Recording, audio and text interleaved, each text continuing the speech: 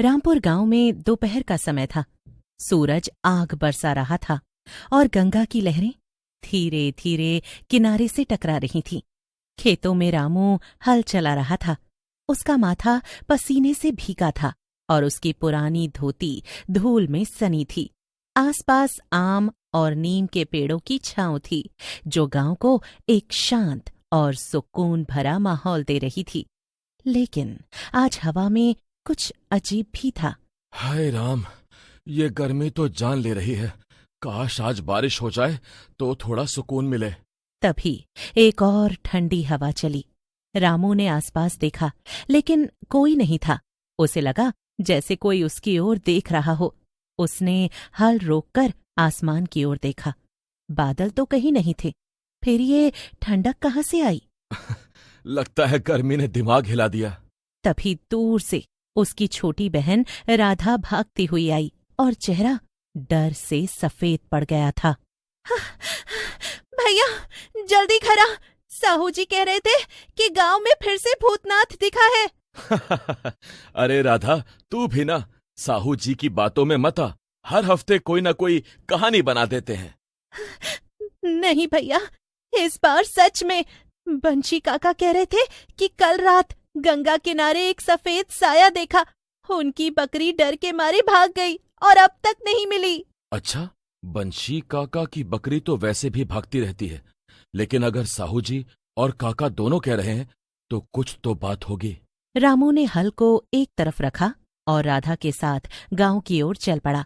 रामपुर में भूतनाथ की कहानियां कई पीढ़ियों से चली आ रही थीं। कहते थे कि भूतनाथ एक योद्धा था जो 200 साल पहले गांव को लुटेरों से बचाते हुए मर गया था। उसकी आत्मा गंगा किनारे रहती थी और गांव की रक्षा करती थी। लेकिन भूतनाथ का दिखना हमेशा किसी संकट का संकेत माना जाता था। गांव के चौपाल पर साहू जी की दुकान थी, जहां लोग गपशप के लिए इकट्ठा होते थे। रामू और राधा वहां पहुंचे, जहां साहू जी अपनी कहानी को और मसालेदार बनाकर सुना रहे थे। अरे रामू, तूने सुना? भूतनाथ का साया गंगा किनारे देखा गया, लंबा, सफेद कपड़ों में और आंखों में आग।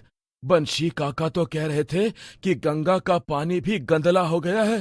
हाँ, साहू जी, और डराओ मत। भैया, मैंने कहा था ना, कुछ गड़बड़ है। साहू जी, तुम तो हर बार कहानी को बढ़ा चढ़ाकर बोलते हो। कोई सबूत है? सबूत?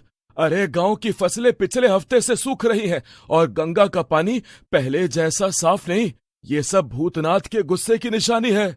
रामू को साहू जी की बातें अतिशयोक्ति लगी, लेकिन उसने सोचा कि कल्लू चाचा से बात करनी चाहिए। कल्लू चाचा गांव के सबसे बुजुर्ग और भूत प्रेत की कहानियों के जानकार थे। शिवनगर शहर में आधुनिकता का बोलबाला था। गगनचुंबी इमारतें, चमचमाती गाड़ियां और रंग बिरंगी लाइटें शहर को रात में भी जगमगाए रखती थीं। उसी शहर से एक जीप रामपुर की धूल भरी सड़कों पर दौड़ रही थी।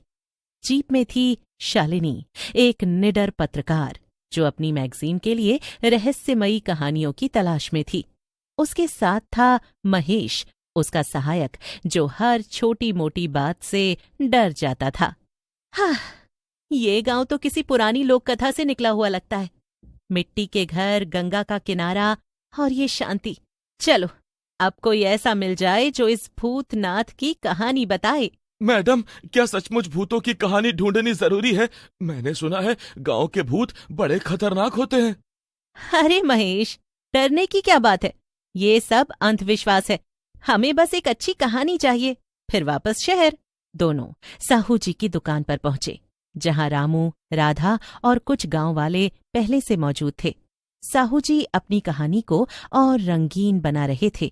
अरे शहर से आए हो तो सुनो, हमारे गांव का भूतनाथ कोई साधारण भूत नहीं। वो गांव का रक्षक है। 200 साल पहले उसने लुटेरों से गांव को बचाया था और अब फिर से उसका साया देखा गया है। साया? कैसा साया? कोई सबूत है? सबूत? बंशी काका की बकरी डर के मारे 2 दिन से दूध नहीं दे रही और गंगा का पानी गांधेला हो गया है। ये सब भूतनाथ के गुस्से की निशानी है। हाँ, साहू जी, और डराओ मत। भैया, मैंने कहा था ना, आप शहर से हो, शायद आपको ये सब मजाक लगे, लेकिन हमारे गांव में भूतनाथ की बातें सच मानी जाती हैं। तभी कल्लू चाचा दुकान पर आए। शालिनी बेटी, ये कोई कहानी नहीं।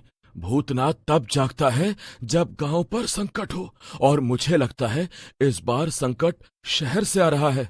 शहर से? कैसे? शहर वाले गंगा के किनारे की जमीन पर फैक्ट्री बना रहे हैं। वो जमीन पवित्र है, गंगा मैया की। भूतनाथ को ये पसंद नहीं। हाँ, और मेरी बकरी तो उस रात से गायब है जब मैंने वो साया देखा। सफेद कपड़े और आंखें, हाय राम। शालिनी को बात कुछ अजीब लगी, लेकिन उसने सोचा कि इसमें एक अच्छी कहानी छिपी हो सकती है। उसने रामू और राधा से मदद मांगी और तय हुआ कि वो गंगा किनारे जाकर भूतनाथ की सच्चाई जानने की कोशिश करेंगे। शालिनी और महेश अगले दिन शिवनगर वापस लौटे। शालिनी को पता चला कि शहर में एक पुरानी फैक्ट्री है जो अब खंडहर हो चुकी है। वहां भूत की अफवाहें थीं। शालिनी ने सोचा कि गांव और शहर की कहानियों में कोई कनेक्शन हो सकता है। ये जगह तो सचमुच डरावनी है। टूटी फूटी मशीनें, अंधेरा और ये सन्नाटा। महेश, कैमरा चालू रखो, हमें कुछ न कुछ तो मिलेगा यहां से। मैडम, मुझे लग रहा है कोई हमें देख रहा है, जल्दी करो ना। फैक्ट्री के अंदर धूल भरी मशीनें और टूटी खिड़कियां थीं। तभी लाइटें टिमटिमाने लगीं। एक ठंडी हवा चली और एक छाया तेजी से उनके सामने से गुजरी। शालिनी ने हिम्मत दिखाई। कौन है वहां? सामने आओ। तभी एक चमकदार आकृति प्रकट हुई। वो एक जवान भूत था, लेकिन उसका चेहरा भयानक था और उसकी आंखें नीली रोशनी से चमक रही थीं। शहर वाले, मेरे डोमेन में घुसने की हिम्मत? ये फैक्ट्री मेरी है। मैं शहरिया हूं, इस शहर का भूत। मैं यहां का टेक इंजीनियर था, जब तक उन लालची बिल्डरों ने मुझे हादसे में मरवा नहीं दिया।